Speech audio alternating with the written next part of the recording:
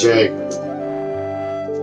आज हनुमान चालीसा की अगली लाइन नहीं लेंगे, लेकिन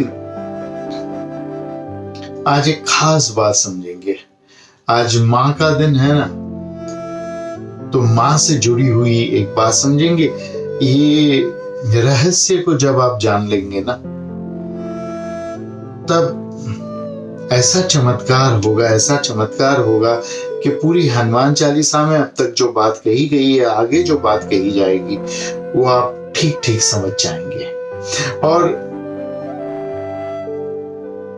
पूरी रामायण आप उसका रहस्य समझ जाएंगे। रहस्य ये है कि हनुमान जी, राम, सीता, लक्ष्मण, दशरथ, रावण, ये सब कौन है? ये कोई किताब में रहस्य बताया नहीं जाता है, ना ही कोई गुरु बताता है। ये थोड़ा सा मैं आपको बता देता हूं, आगे आपको समझना है। राम शब्द जो है वेद में रामायण से कई वर्षों पहले लिखा गया, हजारों वर्षों पहले लिखा गया। रमेति इति राम, जो मुझ में रमता है वो राम है। आपका मन राम है, आपकी अवेयरनेस मतलब चेतना, आपका ध्यान, ये लक्ष्मण है। और कुंडलिनी शक्ति सीता है, क्योंकि शक्ति हम अपनी पत्नी को भी कहते हैं और शक्ति कुंडलिनी शक्ति भी है। और कुंडलिनी शक्ति दुर्गा स्वरूप है, मां सीता भी लक्ष्मी और काली का मिश्र स्वरूप है। इसके बारे में भी बात करेंगे कभी मौका मिलेगा तो। अब अगर कहानी को ठीक से हम समझे, रावण के 10 सर वाला रावण, सर अहंकार का प्रतीक है। रावण अहंकार है और दशानंद उसका नाम है। और दशरथ राम के पिता। दश मतलब 10, रथ मतलब जो घोड़ों का रथ होता है उसे रथ कहते हैं। ये रथ हमारे मन को अंदर या बाहर की ओर ले जाते हैं। ये 10 रथ क्या है? दशरथ कौन है? दशरथ मतलब 5 ज्ञान इंद्री और 5 कर्म इंद्री। ज्ञान इंद्री सेंसेस तो आप सभी को पता होगा। कर्म इंद्री 2 हमारे हाथ, 2 पैर, 1 मुंह, जनेंद्रिय और गुद्दा। ये 5 को 5 कर्म इंद्रिय कहते हैं। तो हमारी कुल मिलाकर 10 इंद्रियां हैं। इनके मदद से, ज्ञान इंद्रिय और कर्म इंद्रियों की मदद से हमारा मन शरीर के बाहर जाता है। तो दशरथ की वजह से राम को वनवास जाना पड़ा। और जहां मन जाता है वहां हमारा ध्यान भी जाता है। देखो, अपना मन अंगूठे पे ले आओ, ध्यान भी अंगूठे पे जाएगा। ध्यान अंगूठे पे ले आओ, मन भी अंगूठे पे जाएगा। मन और ध्यान एक दूसरे से विकुट होके कहीं नहीं जा सकते। इसलिए जब मैंने आपको संजीवनी बूटी की बात की, तब मैंने आपको कहा कि अगर लक्ष्मण ने इस पृथ्वी से विदा ले ली तो राम को भी लेनी ही पड़ेगी। लक्ष्मण हमारी अवेयरनेस है, चेतना है, शेषनाग के अवतार है। शेषनाग यहाँ भगवान शिव के यहाँ पे रहता है, यहाँ पे अवेयरनेस बनी रहती है, यहाँ पे ध्यान बना रहता है। ये ध्यान का चक्र है। तीसरा नेत्र है, आज्ञा चक्र है। और जहां मन जाएगा वहां ध्यान जाएगा, जहां ध्यान जाएगा वहां आपकी कुंडलिनी जाएगी, कुंडलिनी शक्ति जाएगी। इसलिए राम, लक्ष्मण और सीता जहां जाते साथ जाते, जहां आते वहां साथ आते। लेकिन अहंकार अगर बीच में आ जाए तो कुंडलिनी शक्ति चुराई ली जा सकती है और ध्यान बेध्यान हो जाता है और मन बेचैन हो जाता है। तो कुंडलिनी शक्ति चोरी हो गई। दशानंद कौन है? 10 इंद्रियों को जो आनंद पहुंचाता है वो दशानंद। रावण का एक नाम दशानंद भी है।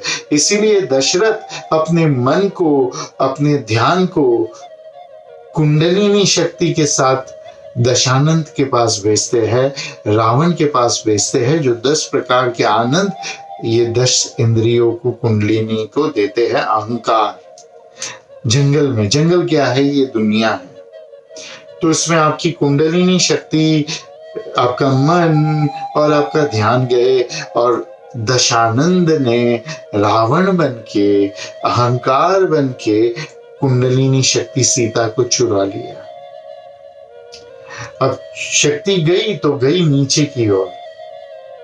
कुछ भी प्राप्त करने के लिए आपकी कुंडलिनी शक्ति ऊपर होनी चाहिए। मोक्ष हो, आनंद हो, पैसा हो, अकल हो, ज्ञान हो, खुशी हो।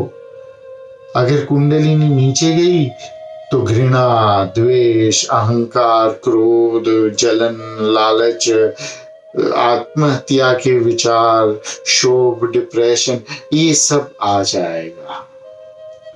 और कुंडलिनी अगर ऊपर रही तो आनंद, प्रेम, पैसा, समृद्धि, उदारता, ये सब बना रहेगा। तो मन को कुंडलिनी शक्ति भेजती है सोने के पीछे, गोल्ड के पीछे, हिरण की, सोने की प्रजा के पीछे, और फिर उसके पीछे ध्यान को बोलती है तू भी जा। सीता राम को भेज देती है, फिर ध्यान पर ध्यान कहता है मैं नहीं जाऊंगा, मैं तो यहाँ पे तुम्हारी रक्षा करूंगा। बोलती है नहीं तू जा, मेरी आज्ञा है। तो ध्यान को जाना पड़ता, पर ध्यान कहता है देख कुंडलिनी तू इससे नीचे मत जाना। वो लक्ष्मण रेखा खींच के चला जाता है, पर कुंडलिनी बात नहीं मानती, उसके नीचे जाती है, और उसके नीचे जाने के बाद ही अहंकार, रावण उसको चुरा सकता है, वरना नहीं चुराएगा।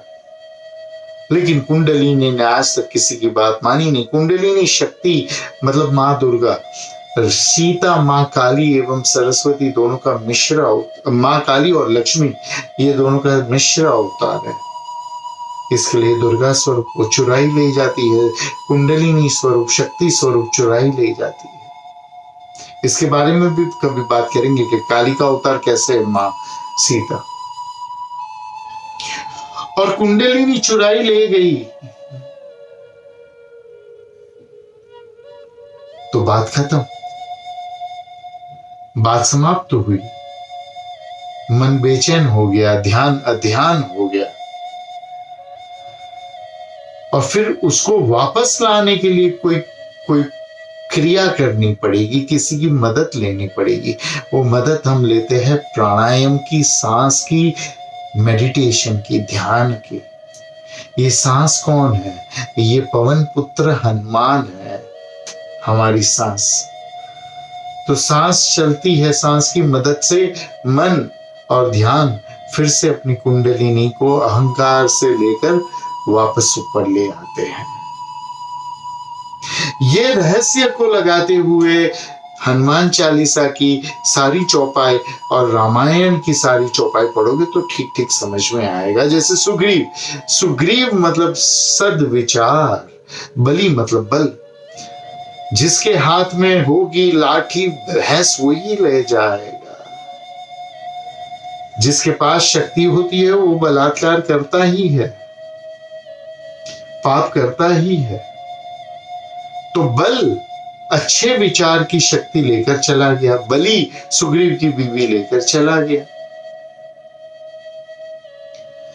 तो सुग्रीव ने प्राणायाम वगैरह किया होगा, हनुमान जी की मदद मतलब प्राणायाम की मदद ली।